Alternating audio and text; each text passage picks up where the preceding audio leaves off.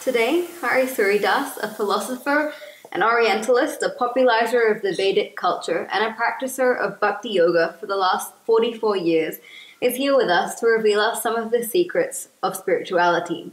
We're very pleased to share some of his wisdom with you, and in the hopes that he'll inspire you to perhaps start your own journey of spirituality. Can you please give us a little bit about your background and how you got involved in spiritual practices, what exactly you do, and what makes you an expert? That's a lot in one go. I was born and brought up in England, in a small town in the north. At 20, I left there and emigrated to Australia.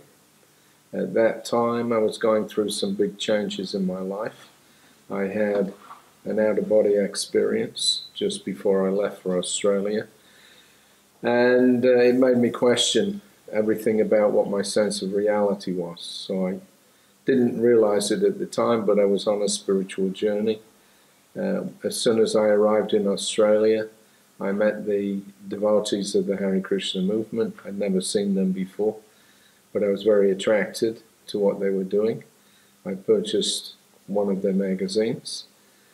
And initially I worked for 6 months up in the northwest in a place called Parabadu. I was reading this magazine every now and again. The more I read it, the more sense it made. And then by Christmas of 1971, I decided to return to Sydney and find these people and see what they were about. So in early 1972, I think you could call it an epiphany. I had a very powerful realization that we're not this body. We're actually separate as individuals from the body. The body's just like a machine, if you like, or a car.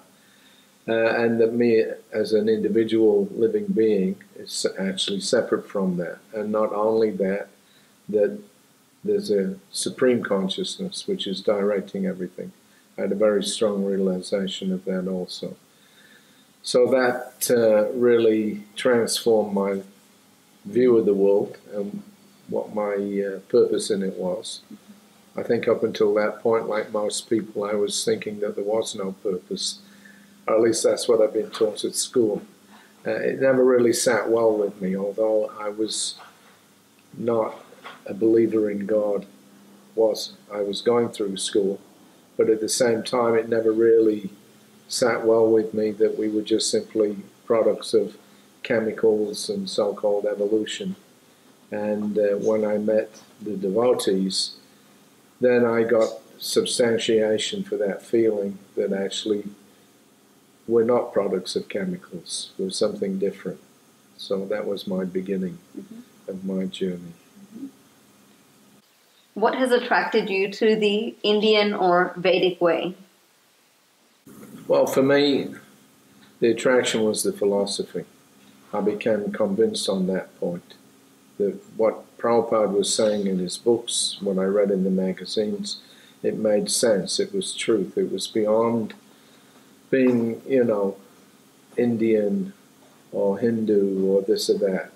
I wasn't looking for religion, and I wasn't looking to change from one religion to another. What I was trying to do was find out the truth of what I am and why I'm here and where am I going. And especially I wanted to know what happened after death. So those are not questions that can be answered by some kind of sectarian, dogmatic pronunciations. They have to be logical, they have to be meaningful, they have to have that truth to them. It doesn't matter how you're situated, truth should always apply to you. There is a growing, very large interest in spirituality across the world. In your opinion, is spirituality and religion the same thing, or is it something different? And what makes spirituality so popular? Well, generally speaking, people take religion nowadays to be a kind of a social formula. There's very little real spirituality to it. People shy away from organized religion. because they have bad experiences with it a lot of the time, or they don't get the answers to the questions that they want. So in Krishna consciousness, what I found was a focus on, the actual real nature of the living being. It has nothing to do with what religion you're in.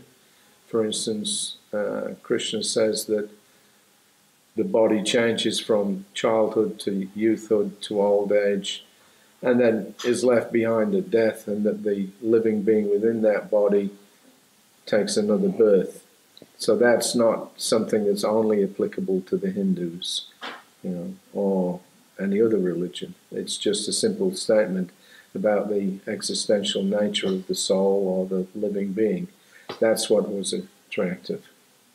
And then the process that I adopted to realize that knowledge, that was provided by the Hare Krishna movement. It was designed for that. You've been practicing spirituality, or bhakti yoga to be specific, for the last 43 years. What has kept you going for this long a period of time? It works. If you find something that actually transforms your life for the better, then why would you give it up? It's very easy, to dedicate yourself to something which improves you from all aspects of your being. It gives deeper and deeper realization and experience. You feel happy. I wouldn't give it up for anything else. How would you describe your spiritual journey? Was it easy? Was it hard? Were there any obstacles that you had to overcome? Lots of challenges. That's natural. We've been in the material world for a long time. We've acquired a lot of unwanted habits, and it takes a while. Even if you understand something is not good for you, by habit we do them anyway. Everybody has that experience. So similarly, when you're trying to give up your material ways of doing things and adopt a spiritual way, there's obviously, some clashes sometimes. There's some struggle. But the struggle is good. It's an educator. You learn from your mistakes, you push on, you become stronger. So, you mentioned that there were many obstacles and it was important to gain strength from these things. Was there ever a point in time where you wanted to give up? Never, no. Once you've understood what you are and what the actual real nature of the Supreme, you don't give that up. What is it that is so good or so attractive about this spirituality, this practice of bhakti yoga? Well, it's got an instant effect.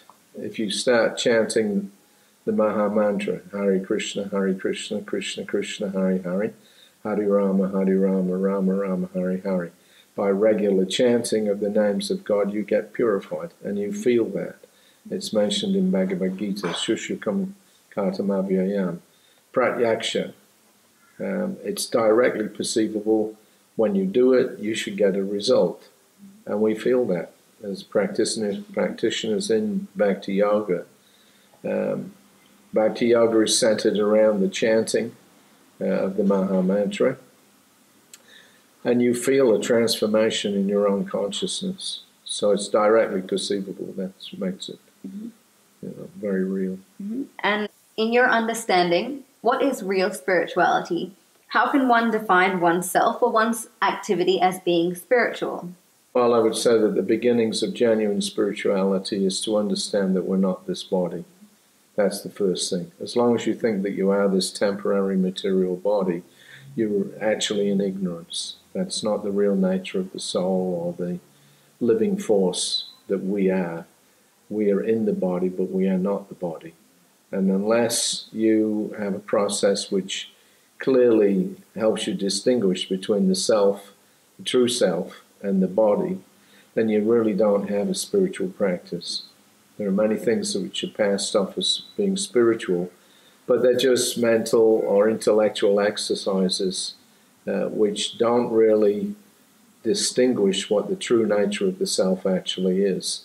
And many times so-called spiritual practices are done for material benefits, to gain material benefits. become sharper in your job, have better sex life, or whatever it is. But that's not spirituality. Spirituality begins with understanding I am not this body, I am spirit soul. You've mentioned the beginnings of spirituality. What is the end goal or the real goal of spiritual life? The ultimate goal, well, the first achievement is that you get relief from what we call the blazing fire of material existence. By understanding that we're not this body, that means that we understand as the body gets old or as it gets diseased. As you can see, I have some difficulties with, some disease here now. I'm getting older. But that doesn't affect our consciousness. We remain aloof from that. You have to die.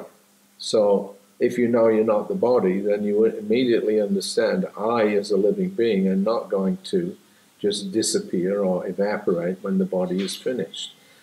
I've occupied this body for some time, just like I'm sitting in this room. At a certain point, I may leave this room. It doesn't mean that I've disappeared. I've gone to somewhere else. So we are, as souls, unaffected by the influence of time, and therefore the short duration of this body has no real impact on our consciousness if we're situated on the genuine spiritual platform. Yeah, so we're not disturbed by old age, disease, or even death itself, because we know we continue on afterwards. So that's the first thing. Then beyond that, there's the realization that as living beings we're very tiny, but there's a connection between all living beings on the spiritual platform, and that there's a direction and a force which is acting upon us all, and that is what we call the Supreme Consciousness, or Paramatma. So we not only recognize what we're not, that we're not this body, but then we have to find out what we are as living beings. So that's all explained in Bhagavad Gita. If you had to reveal a particular secret about progressing in your spirituality, what would that be? A secret? I don't think there are any secrets. Truth is there, it's out there, but it remains hidden from us because of our own material desires. When we give up our selfish desires, we open ourselves up to a far greater truth. Yeah. So in our practices, it's what we call an open secret. Anybody can do it, but the fact is that very few people can understand that they're not the body. That's due to their own attachments and due to a blanket of ignorance, really, which is covering everybody. That ignorance is called Maya, or illusion. Illusion means thinking that I'm something that I'm not. So if I think that I am this body, actually I'm not, but that's an illusion. That's what we call Maya. So the open secret of spiritual life is that we, by practicing Bhakti Yoga, can easily get free from this influence of old age, birth, disease, and death.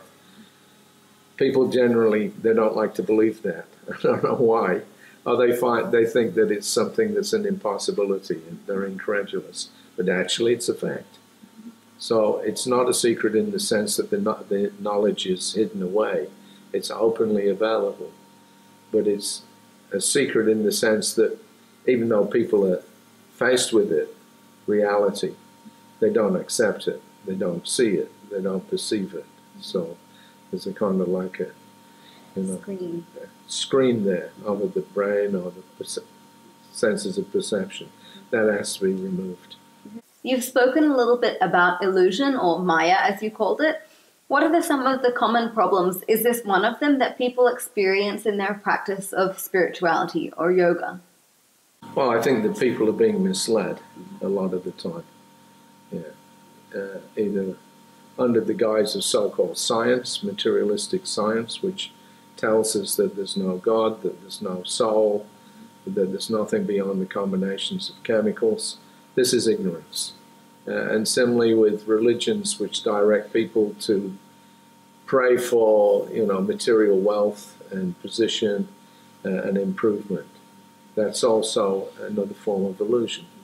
So to get beyond that, we have to come to the pure spiritual platform, which is what's represented in the Bhagavad Gita. What is your advice to people who perhaps want to get started in their spiritual journey or their spirituality, but don't know how to start or where to look? Well, the first principle is to at least contact people who are already on the spiritual path. And then by that association, you can make very rapid progress. It's very difficult to make progress spiritually on your own. It's okay to sit and read books, but at some point, the knowledge that you get from those books has to be practiced. When you practice it, then you actually realize it. It becomes second nature. Yeah, it becomes a reality. So to get from the stage of theory to practice, you need the association of those who are already practicing and are on the path. Is there a particular book that has impacted your life? Yeah, Bhagavad Gita. That contains the essence of all knowledge. There's 5 topics in Bhagavad Gita. It talks about the nature of the soul, the Atma. It talks about the nature of this material world. It talks about time. It talks about action, what actions should be performed. And it talks about the ultimate consciousness or Supreme, Bhagavan, Krishna, the Supreme Lord. In your long spiritual experience of over 43 years, you must have met many saints, sages, or gurus, spiritual teachers, as you refer to. Was there someone who specifically impacted your life or captured your heart? Yes, obviously my spiritual master, A.C. Bhaktivedanta Swami Prabhupada, or Srila Prabhupada as we called him. He provided us with the books, he provided us with the practical example. He was a practitioner, he wasn't just a speaker, but he was a brilliant author. He authored over 80 books on spiritual life. More than that, he impressed us because he practiced what he preached. Everything that he told us, he was himself doing. And so, we felt complete trust in him. I think that's very important, that when you're following a leader, and everybody has to follow some leader or another, and then that means that you have to put trust in them. Now, if that trust gets broken at some point, you find out that the person that you're following is not doing the things that he's asking you to do, then you lose trust, and then, it becomes very troublesome. But with Prabhupada, and I personally traveled with him for 1.5 years, I saw him 24 hours a day. I saw that he was perfectly situated on the spiritual platform and was never deviated from that. His life was an open book, as they say. What Prabhupada was in public, he was also in private. So there was no duplicity. He was a completely pure personality. And that really gave us a lot of inspiration to practice ourselves. How have you applied some of these core values that you've spoken about practically in your own life? We have a framework. One of the things that Prabhupada was teaching was that if you get something valuable yourself, then you should share it with others. So our expression of spirituality doesn't just rest with improving my own situation, but it also is expressed through working for the benefit of others. And I've spent 43 years spreading Krishna consciousness, the truths of the Bhagavad Gita. It hasn't always been easy, but it's always been fun. And it's always been deeply gratifying.